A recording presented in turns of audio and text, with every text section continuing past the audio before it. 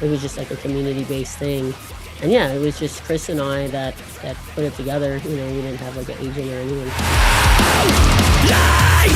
I would hate you if I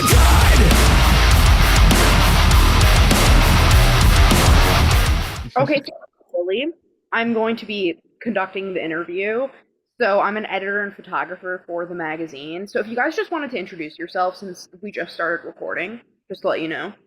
Oh, okay. You can go first. Oh, I'm going first. Okay. My name's Meredith, and I play drums and write the lyrics in Victims. And my name is John, and I'm the vocalist / merch seller of Victims. No, you gotta say songwriter. Come on. All right. My name is John, and I'm the vocalist / songwriter of Victims. So congratulations on your guys' new single. I really enjoyed it. I thought it was awesome. So was there any like writing influence that came with that? John, you want to answer that one? Writing influence? Like, well, you write the lyrics, Meredith. Yeah, but it's not just, you know, the music. Like what? Right. Well, a big influence in terms of I guess both the new singles were just kind of being aggressive and kind of being a little bit more in your face with the lyrics and the display of those lyrics as well. So I think I can't really say like a big influence per se for me, but I just knew that the lyrics that Meredith had written were they were meant to be more of the aggressive style, I guess you could say. okay. And how did the collaboration with Extortionist come to be for that? Oh, we've been Meredith, go. I'm going. Okay. We've been friends with Extortionists since like inception. Ben did our first ever t-shirt design before we were even Victims.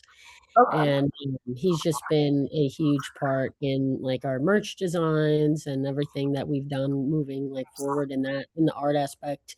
And he's done like the paint processing cover, and he's doing the next cover. So he's done a lot for the band, and I've always been friends with the guys since he played guitar and Extortionist, you know, since they were small children.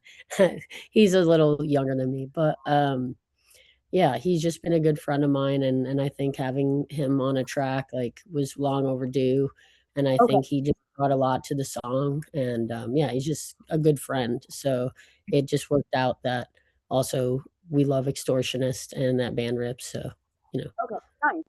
So you guys have like the kind of like the slashes in it. Are you gonna carry that like theme with that of using those to future songs, do you think? Or I've noticed like kind of a lot of your guys' songs has kind of like different like writing per se. I'm not really sure how to word it, but yeah, stylization, I guess. I know the slashes have been a thing in a lot of our song titles ever since our first release of Sickness Volume 1. But we've kind of been branching out and stylizing it a little different than not just using just the slashes. Like we're starting to use like just random periods, underscores, but still keeping the slashes in there for, you know, old time's sake. And so you guys have like in your music there's like a lot of like emotion with also aggression. How would you say that you guys like balance that out? Well, in Victims, Meredith writes the lyrics, and a lot of it is, you know, personal stuff with like her condition. I don't want to speak too much on her behalf, even though she's right here. But she writes the lyrics for Victims and the patterns and everything, and for me, it's my job to like bring that to life more so than to, you know, like create the lyrics and all that. And I've known Meredith for a long time, and I know her very well, and I know her situation, her life very well. So it makes it very easy for me to portray the lyrics and everything, I guess, in the manner that hopefully that she would intend.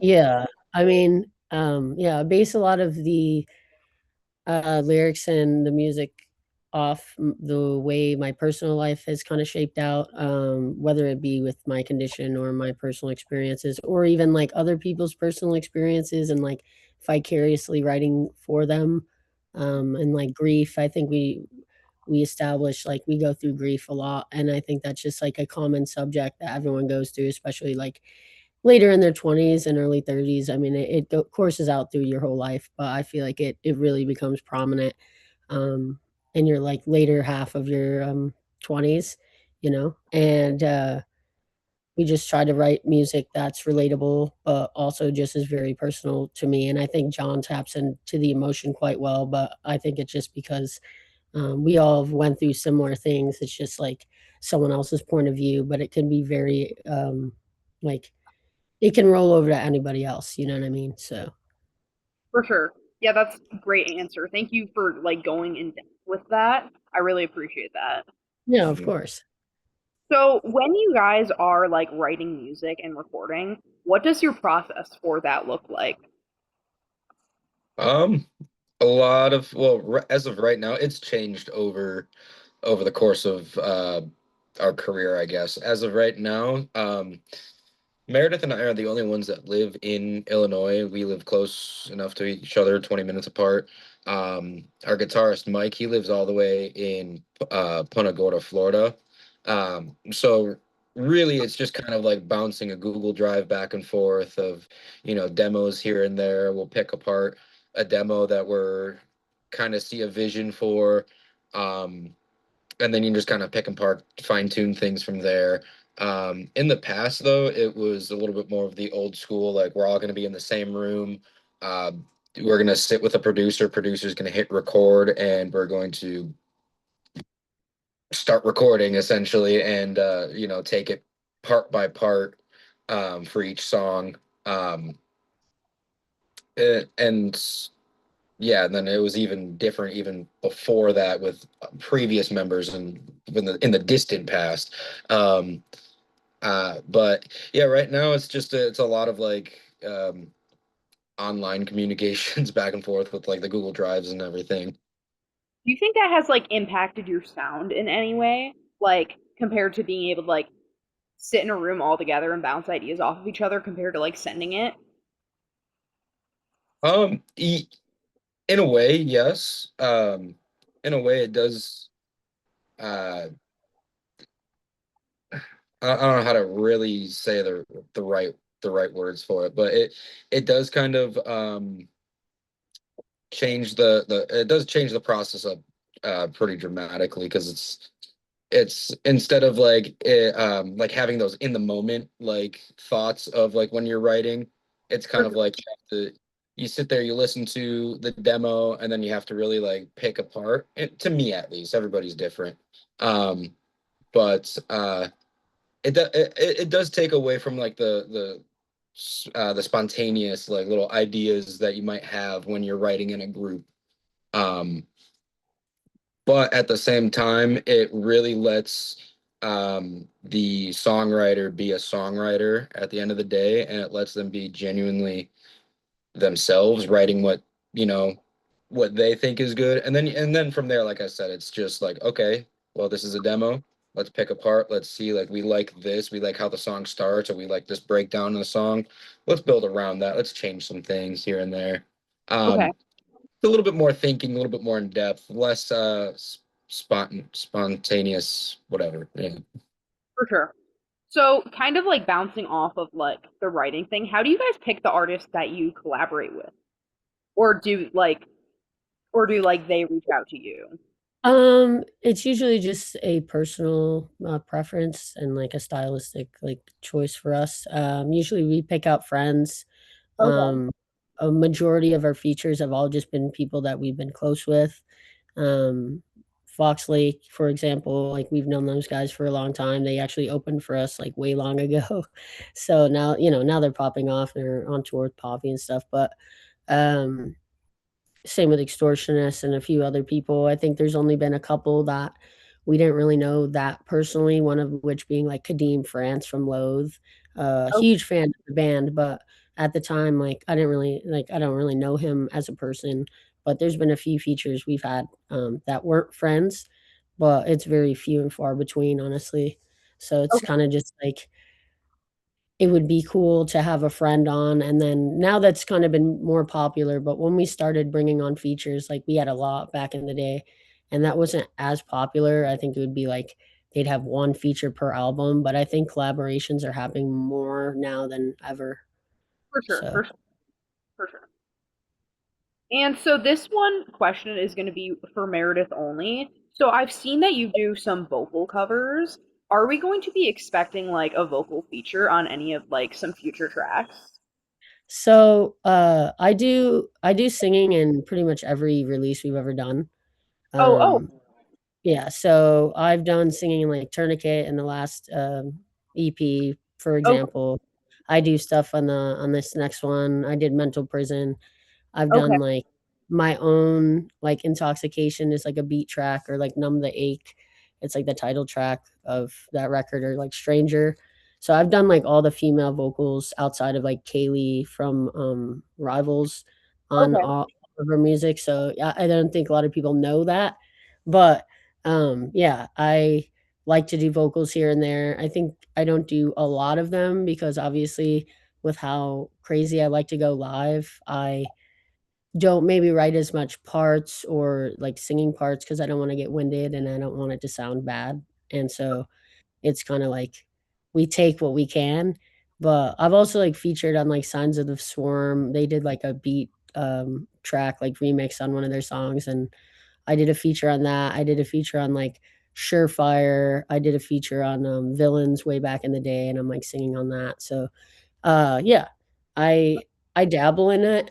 I don't wanna fully, I'm not like a singer, in the band, but, I like to sing, and that's why I guess, like, the lyrics mean so much to me too, but I'm not right, much of a screamer. I could do it here and there, but I feel like John is just way more equipped for that, okay. How so long have you been doing vocals? I Um, started oh, oh, Meredith can go are first. you talking about me or both of us? Both of us, honestly.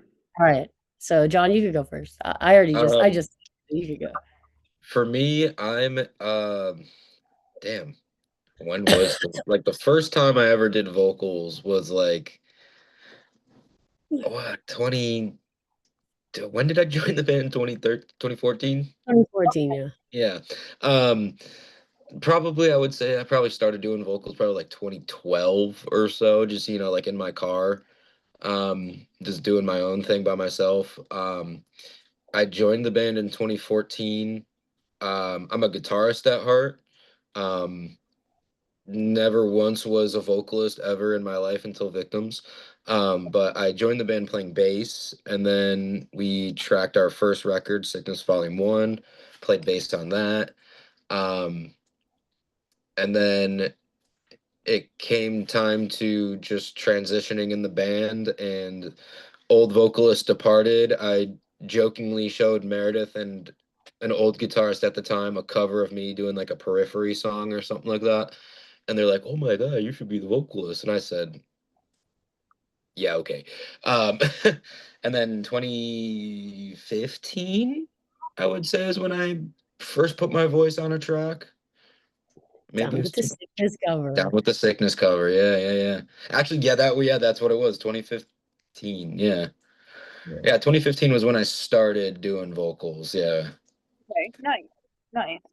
And did you like when you were like kind of like screaming in your car? Was there like any like inkling like, oh, I want to be a vocalist or something like that? Because I like No. also do vocals. So when I started, I was like, I want to be in a band. Like I want to do this, but then nothing ever ends up like fessing out with bands. So Yeah. I'm sure you guys are. Um, yeah. Definitely when I was like learning how to do or like trying to do vocals, whatever, definitely did not have the intention of ever becoming a front man by any means. Like I said, I'm a guitarist at heart. I'm more of the behind the scenes, look at somebody else, not me type person. And yeah, yeah, like when I showed Meredith like the little cover off my phone, um I not once did I think that her or the other guitarist at the time would, vouch for me being a vocalist by any means. Um, but crazy things happen, I guess. So like with like it being like it kind of weird, it feels weird saying like so long ago, but like 13 years ago there wasn't really like vocal lessons. So how did you go about learning? Um, I was in a band prior to Victims. Nothing worth noting really. It was just like a bedroom type band, like we're all getting together writing music. And the vocalist of that band, I was good friends with him, and we would just be driving. We would put on I don't really remember exactly what we'd put on, but we'd put on something and he would start screaming along. I'm like, damn, you're good. Like, how do I get good like that? Like, I want to, does that hurt? Asking all those questions. And,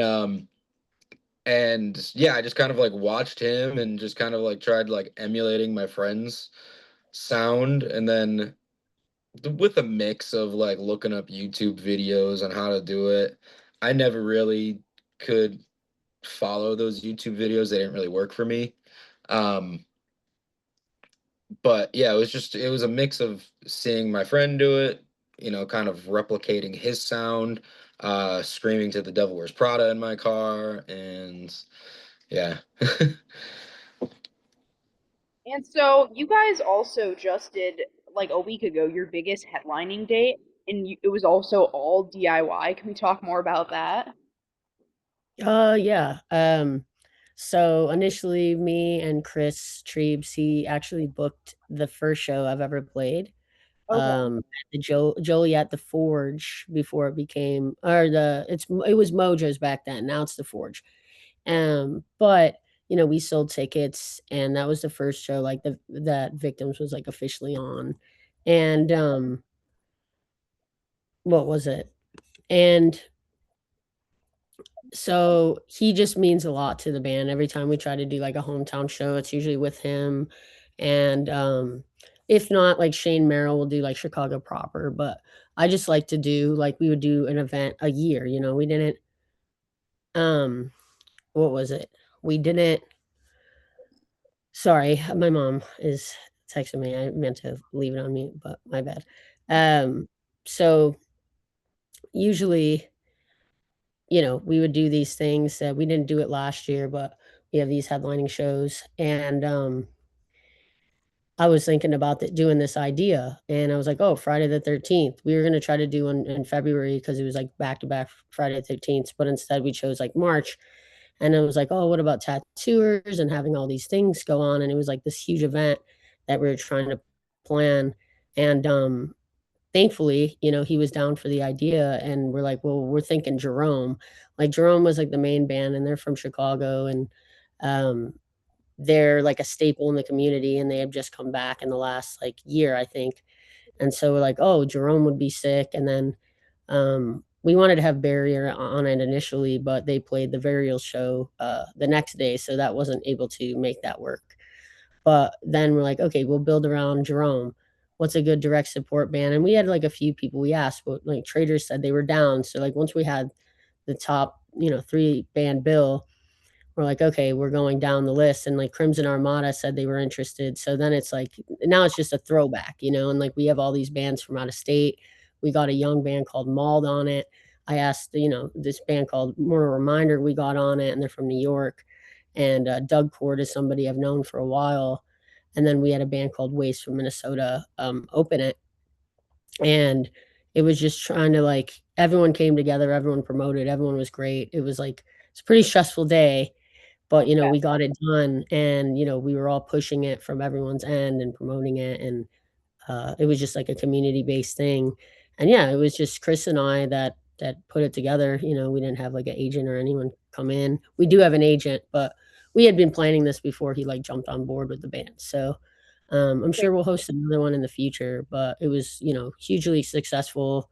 We played pretty late. We played, past midnight, but yeah, it was a crazy day, and, it was a lot of fun, and it was just awesome being able to play with, like, Jerome, who's, like, so, widely known in our scene, and, seeing everybody, like, old heads and new heads come out because we're not, like, a new band, but I think, like, we newly got popular, I guess, popular-esque in the scene, though we've been building for a while. So, yeah, it was a very cool, like, Chicago, suburbs moment that we were able to kinda celebrate with everybody, so. Nice, nice. That's awesome. And then you guys also have a tour coming up. Can you tell me more about that? Yeah, Yeah, John, you wanna go? yeah, I'll go. Yeah, so beginning of May into beginning of June, we are going to be departing on tour with a couple international bands. The opener, they're called TSS. I believe it stands for the Sunday Sadness, I think. They're from France, pardon me if I'm wrong. Um, Stoked to meet them, stoked to jam out with them. And then the headliner, they're from Japan. They're called Jaluka. Um, I'm excited to kind of play to a new crowd. We've played to many different crowds, whether it's new kids, old heads. We've been to Europe now, so we've played to the European or UK crowds. Now I guess it's time to play to I guess, a more dedicated, I guess not international crowd, but just a more dedicated crowd. And I know we'll have a lot of familiar faces show up to that tour as well. But it's going to be interesting to see how a fan base like Jaluka takes on Victims type thing. Um, Super cool experience. Look forward. Don't know what to expect, but we look forward to hitting the road come May. What date are like what? Well, not date. Like, what city are you most excited to go to? Uh, Honestly, Atlanta might be pretty sick. Okay. I just went to Um, Atlanta Airport, and it was really bad. Yeah, yeah. That Hartfield Jackson Airport is insane. All the trains you got to take through. Yeah, thankfully I didn't have to because it was like a layover because I was going to Florida, and so I just got to see like a little area, and I'm like, I feel like I'm in The Walking Dead being in Georgia, and it's like falling apart this area. Straight up, straight up. Um, yeah, no, the tour in May. It's Yeah, like I said, it's gonna be different, but it's gonna be cool. I think it's gonna be really cool. Okay, nice. Meredith, did you have like a like city you were looking forward to visiting out there? I mean, it's all the same. We've played, the United States like a ton of times at this point, but we have an off day in Vegas, so that's always the happy moment of the tour, the bright spot. And then we are doing like a cool little podcast thing. I can't really talk about it yet, but uh in California on like the last day of like the off day between our routing dates home. So that's gonna be cool. And I love playing. We play Chicago on a Friday. Okay, A lot of these dates are, like, looking to sell out, so, like, Dallas, OKC, Atlanta's already sold out. So, all in all, like, no, I think it'll be a cool tour. I'm excited to kinda see how their fan base meshes, like, with ours, and hopefully we can, turn people onto the band, you know? for sure. Yeah, thank you. Thank you so much. I just kind of like worked through all the questions I had. So thank you guys so much for your time. I really Of course. appreciate you Thank you. guys like thorough answers. It was very nice talking to you guys. Oh, it's great talking with you too. Likewise. Thanks Thanks for so having much for us. Thank you. All right, have a good one, guys. Hey, you You too. as well.